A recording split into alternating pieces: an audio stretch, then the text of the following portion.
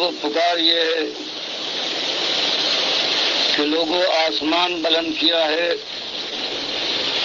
اللہ نے زمین اس نے بچھائی ہے، ہوائیں وہ چلاتا ہے، ماں کی چھاتیوں سے دودھ اس نے پلوایا تھا، عقل و خرد اس نے دی ہے،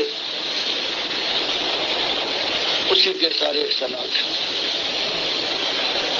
اور اس نے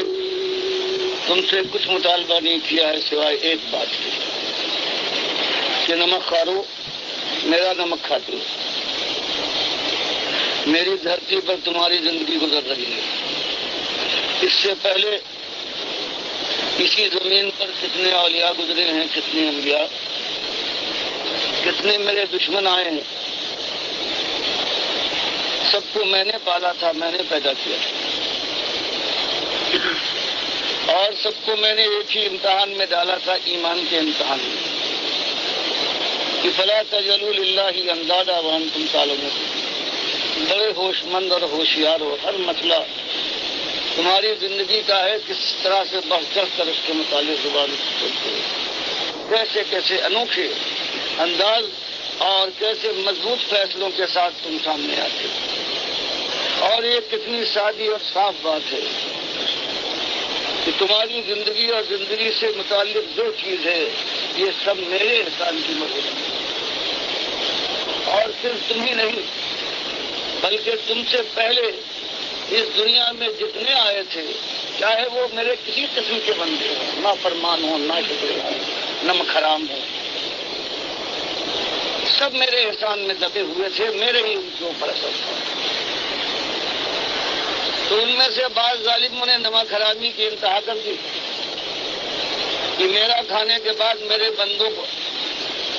انہوں نے گنگایا، ان کی پوجا، ان کی پکارے، ان کی کوشش۔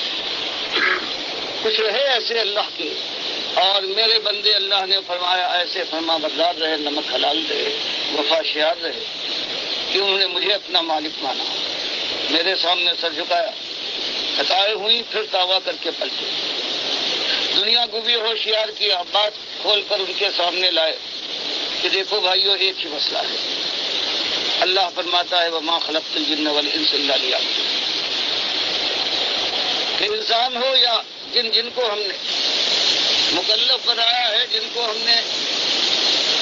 آزمایا ہے، امتحان دیا ہے، ایک ایمان کا امتحان، بندگی اور تقویٰ کا، صرف ایک ہی امتحان ہے کہ صرف تم بندے اس کے ہو جس نے تمہارے ساتھ سب کچھ کیا، تمہارے بدن کا ایک روم کا ایک اقبال میں، تمہاری زندگی کسی جگہ پر کسی اور کا ہاتھ، کسی اور کی احسان کی کوئی کوشش یا کوئی ایسی نعمت تم بتا سکو کہ جو کسی اور کا ہوا کیا ہو، سب تو بات ہے۔ تو یہی بات اللہ کے نبی صاحب نے بتائی قوم کے سامنے آ کر اس انداز سے کہ قولوا لا الہ الا اللہ تفلحوا، کبھی اس انداز سے کہ دیکھو ایک ہی مسئلہ ہے، امتحان ہے، وہ ایک بات کا ہے کہ اللہ کے بندے ہو اور بندگی ثابت کر دکھاؤ اپنی زندگی، اس کی بات مانو، اس کی پوجا ہو، اس کی پکارے ہوں، اس کی نظر و نیاز ہو، اس کے دوستوں کے ساتھ اپنی جان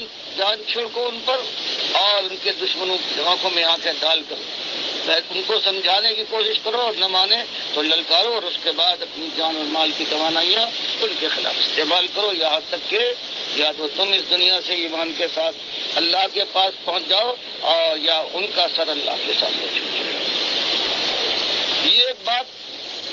شروع میں جب اٹھی ہے تو بات یہی ہے، لیکن انسان کو ہوشیار کیا گیا ہے کبھی اس انداز سے کہ اذا السماء انشقت۔ یہ آواز ہے ڈاکٹر مسعد الدین عثمانی رحمۃ اللہ علیہ کی، کس طرح سادہ سادہ الفاظ میں یہ مسئلہ سمجھایا اور کس خلوص کے ساتھ اصولی بات سامنے لائے ہیں کہ دیکھو ایک ہی مسئلہ ہے، ایک امتحان ہے ایمان کا، اور مالک نے صرف ایک بات مانگی ہے کہ صرف تم میرے بندے ہو اور میرے علاوہ کسی اور کی بندگی نہ کرنا، یہ ایک امتحان ہے۔ اور بتایا گیا کہ دیکھو پہلے سمجھاؤ، اور نہیں سمجھتے تو پھر للکارو، اور پھر اپنی جان اور مال کی توانائیاں ان کے خلاف لگاؤ اس وقت تک جب تک ان کا سر اللہ کے سامنے نہیں جھکتا ہے، یا تم خود اپنی یہ امتحان کی مدت پوری کر کے اللہ کے پاس پہنچ جاؤ۔ اللہ کے بندو، یہ پرخلوص دعوت تھی، جن اصولوں کے تحت اٹھی تھی، انہی اصولوں کے تحت اس کو آگے بڑھایا جا رہا ہے۔ اور جب راستے میں خود اس جماعت کے امیر محمد حنیف آ گئے ہیں تو اسی اصول کے تحت یقین کرو میرے پیارے بھائیوں، 7 مہینے ان کو سمجھایا ہے، اور بڑے یعنی خلوص کے ساتھ اور بڑی محبت اور احترام کے ساتھ شروع میں بات کی گئی کہ کہیں چڑھ نہ جائیں، لیکن وہ اپنا ایک موقف اختیار کر چکے تھے، سجدہ تعظیمی کا شرک ان کے اندر آ گیا تھا اور اس کے اوپر ڈٹ گئے تھے۔ اب انہوں نے اپنا ایک انا کا مسئلہ بھی بنا لیا تھا، اور کچھ ان لوگوں کے آپس میں ضد بازیاں بھی تھیں جو میں نے اپنی آنکھوں سے پہلے دیکھ چکا تھا۔ اس لیے ان کی ضد بازیوں کی وجہ سے بھائیو، ہم اپنی آخرت کیوں برباد کریں، اپنی بیوی بچوں کی آخرت برباد کریں؟ نہ صرف یہ کہ وہ جنت کی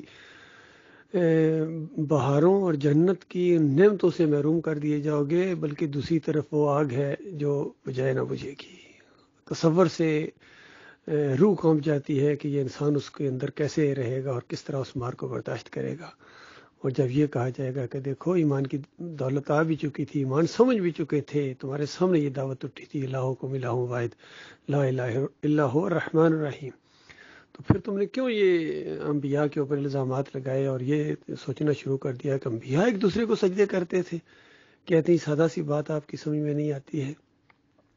تو پھر کیا اس وقت بنے گا سوائے پچھتاوے کے؟ واپس تو نہیں آ سکو گے۔ اس لیے آج بات جو بتائی جا رہی ہے، سمجھاؤ ان کو، اگر سمجھ لیے تو ٹھیک ہے، نہیں تو چھوڑو، کیا ان کی وجہ سے اپنی آخرت برباد کرو گے؟ تو بتاؤ، یہ کوئی عقل مندی تو نہیں ہے۔ پھر کیا فرق رہے گا آپ میں اور دیوبندیوں میں اور بریلویوں میں اور اہل حدیثوں میں؟ وہ بھی تو یہی قوم کرتے ہیں۔ کتنے ان میں سے ایسے ہیں جن کا عقیدہ اصولی طور پر قرآن کے مطابق ہے، لیکن اپنے جو ان کے مشرک اکابرین ہیں یا ان کے لیڈر ہیں ان کو وہ چھوڑنے کے لیے تیار نہیں۔ تو بتاؤ، کیا ہم ان کو مومن سمجھتے تھے جب تک طاغوت کا کفر نہ کریں، ان کے اندر سے نکلے نہ؟ تو یہی اصول، اب آپ کے لیے بھی وہی اصول ہے کہ جب تک اس طاغوت کا کفر نہ کرو اور اس کے اندر سے نہیں نکلو گے تو مومن نہیں سمجھے جاؤ گے اور نہیں مومن کہلاؤ گے، اور یہ بہت بڑا خسارہ ہوگا، بہت بڑا نقصان ہوگا آپ کا۔ ہمیں ہمدردی ہے آپ کے ساتھ، ہم آپ کے دشمن نہیں ہیں، اور یہ نہ ہی کوئی جماعت میں ہم انتشار پیدا کرنے چاہتے ہیں، نہ ہی باغی اس انداز سے۔ باقی ایمان کا معاملہ ہے، آخرت کا معاملہ ہے، آخر ہم اپنی آخرت کیوں اس ایک شخص کی وجہ سے برباد کریں؟ یہ سوچنے کا مقام ہے۔